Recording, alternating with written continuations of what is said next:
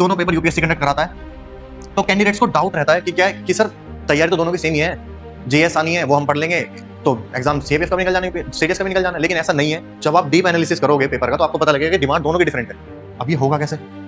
Sir इतनी सारी चीजें बता दी हैं, होगी कैसे? ये ऐसे होंगी कि आपको पढ़ना पड़ेगा, पढ़ने का सब्स्टिट्यूट है ही नहीं, आपको पढ़ना ही पड़ेगा, बिना पढ़े कुछ होगा ही नहीं। एफर्ट्स पुट इन करने पड़ेंगे, कंसिस्टेंट रहना पड़ेगा, हार्ड वर्क करना पड़ेगा, तभी आप इस एग्जाम को निकाल सकते हो।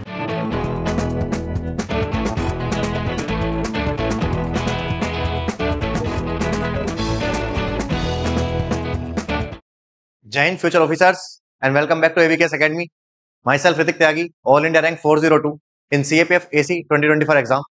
और आज मैं बात करने वाला बहुत ही इंपॉर्टेंट टॉपिक की, और बहुत से कैंडिडेट को डाउट भी रहता है कि क्या सर मैं सीडीएस की तैयारी करके सीएपीएफ निकाल सकता हूँ, या सीएपीएफ की तैयारी करके सीडीएस निकाल सकता हूँ, या फिर कैसे तैयारी करूँ कि दोनों निकल जाए। तो ये जो लास्ट पार्ट है कि कैसे तैयारी करूँ दोनों निकल जाए, वो मैं आपको इस वीडियो के एंड में बताने वाला हूँ, तो इस वीडियो को पूरा देखें।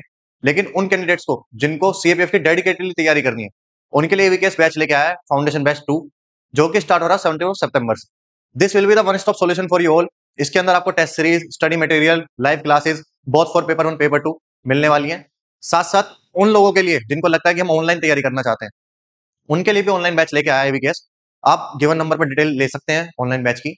एंड फॉर दोस्त जिनको सेल्फ स्टडी करनी है, उनके लिए भी एवीकेएस ने फ्री इनिशिएटिव्स लॉन्च किए हैं, जैसे कि 300 डे स्टडी प्लानर डाला है। आप उसको देख के अपना स्टडी प्लान सेट कर सकते हैं फॉर योर सेल्फ स्टडी। उसके साथ साथ पेपर 2 के लिए एक उड़ान बैच लॉन्च किया है, that is a free initiative for you all. उसको आप ज्वाइन कर सकते हैं, जिसके अंदर हम 20 लाइव सेशंस रखने वाले हैं, और उसके साथ साथ रिकॉर्डेड क्लासेस रहने वाली हैं, जिसमें मैं खुद पीवाई को डिस्कस करने वाला हूं आप लोगों से। ठीक है, उसके बाद बात करते हैं आज के टॉपिक की, जो है सीडीएस वर्सेस सीएपीएफ। अब जब हम बात करते हैं सीडीएस वर्सेस सीएपीएफ की, क्योंकि दोनों पेपर यूपीएससी कंडक्ट कराता है, तो कैंडिडेट्स को डाउट रहता है कि क्या है कि सर तैयारी तो दोनों की सेम ही है, जीएस आनी है वो हम पढ़ लेंगे तो एग्जाम सीएपीएफ का भी निकल जाना है, सीडीएस का भी निकल जाना है। लेकिन ऐसा नहीं है। मैं आपको बता दूं, दोनों का लेवल डिफरेंट है, दोनों की डिमांड डिफरेंट है। जब मैं बात कर रहा हूं डिमांड की, इसका मतलब सीडीएस की डिमांड कुछ और है, सीएपीएफ की डिमांड कुछ और है, दोनों की डिमांड अलग है। ऐसा नहीं है इसकी तैयारी करके आप सीडीएस निकाल लोगे या सीडीएस की तैयारी करके सीएपीएफ निकाल लोगे। ठीक है, अब मैं बात करता हूं सबसे पहले कैसे करना चाहिए। तो सबसे पहला जो थिंग है, first step for your exam it is written part. अब मैं बात करूं अगर सीडीएस के अंदर, फर्स्ट ऑफ ऑल तो सीडीएस के अंदर रिटन के एग्जाम में 3 एग्जाम होते हैं। First is English, second is GS and third is maths.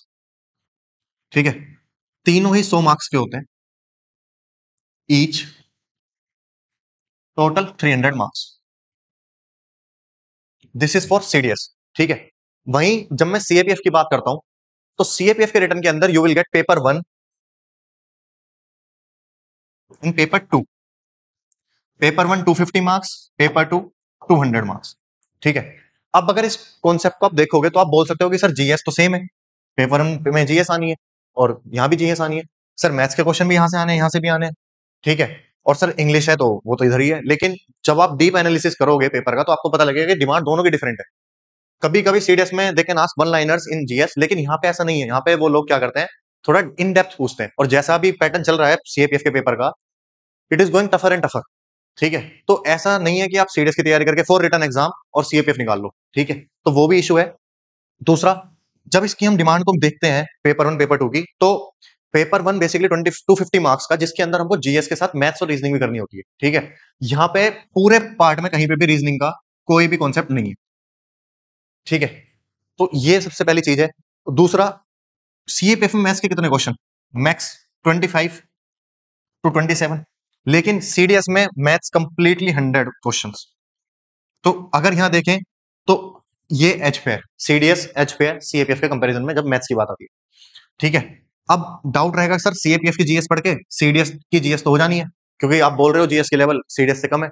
ऐसा है, लेकिन यहाँ पे डिफरेंट डिमांड है, क्योंकि ओवरऑल कट ऑफ जो आएगी वो पेपर के दोनों, तीनों और दोनों सीएपीएफ के और तीनों पेपर सीडीएस के निकाल के कट ऑफ आएगी, है ना।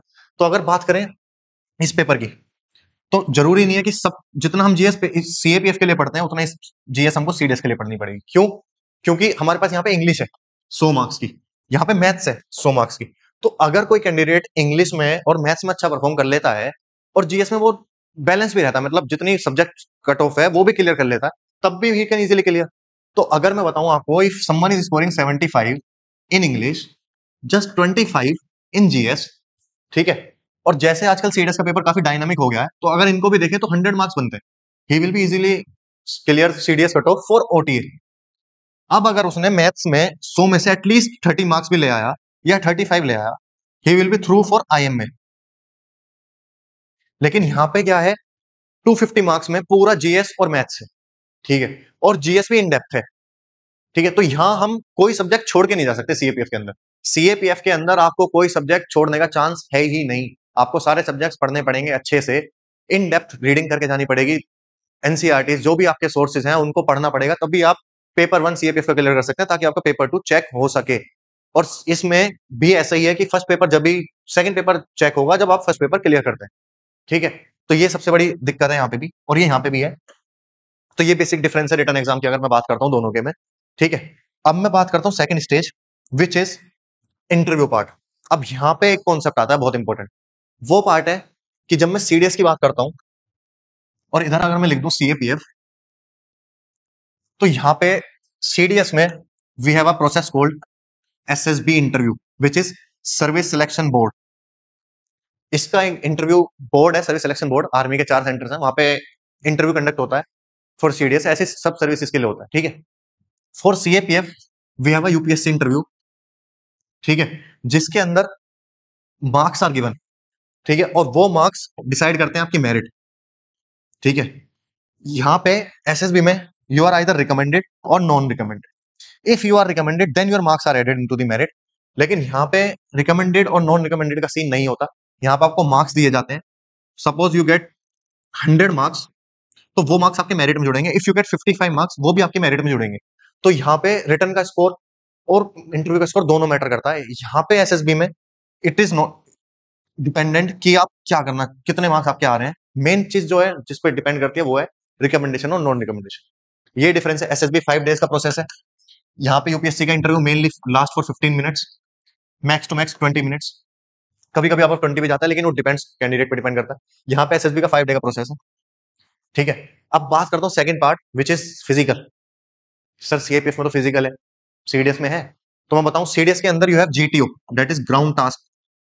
GTO basically means ground task officer, और ये ही is the officer responsible for conducting ground task. तो यही फिजिकल है when it comes to CDS process. लेकिन सीएपीएफ में क्या है, सीएपीएफ में we have 100 metre, 800 metre, long jump and short put. ये है फॉर सीएपीएफ, ठीक है। Now coming to the another part, which is medicals. जब मैं मेडिकल की बात करता हूं, तो again I am talking about CDS medical and CAPF medical. CDS का जो मेडिकल है that is relatively tougher when it comes to CAPF. क्यों?